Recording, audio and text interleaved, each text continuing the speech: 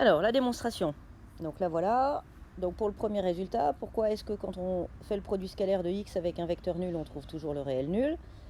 J'ai fait le calcul, donc x, je prends un vecteur x quelconque.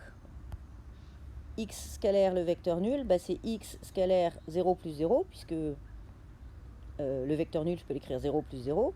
Si j'utilise le fait que mon produit scalaire est linéaire par rapport à la deuxième variable, ça me donne x scalaire 0 plus x scalaire 0. Vous soustrayez de part et d'autre par x scalaire 0 qui est un réel, et il me reste x scalaire 0 égale à 0.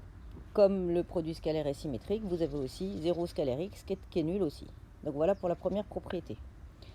La deuxième propriété, donc on doit montrer que si on prend une famille de p plus 1 éléments de E et puis p réel, le produit scalaire donc de la somme des alpha k xk scalaire y est égal à la somme des alpha k xk scalaire y.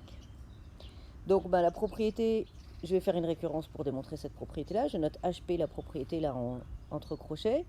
Elle est évidemment vraie au rang 1, puisque mon produit scalaire est linéaire par rapport à la première variable, et vrai au rang 2 aussi, toujours pour la même raison, parce que mon produit scalaire est linéaire par rapport à la première variable. Donc maintenant je fais la propagation, je prends un entier P non nul, je suppose que HP est vrai, et je prends du coup P plus 2 scalaire, donc x1, x2, xp plus 1, y, pas scalaire, pardon, vecteur de E, et puis P plus 1 réel, alpha 1, alpha 2, alpha P plus 1. Et on va calculer le produit scalaire de la somme des alpha k xk pour k allant de 1 à P plus 1 avec le vecteur y. Donc d'abord cette somme, je la décompose en somme de deux termes, les P premiers termes d'un côté et le terme de rang P plus 1 de l'autre. J'utilise la linéarité par rapport à la première variable sur ces deux vecteurs-là, donc ça me donne la deuxième ligne ici.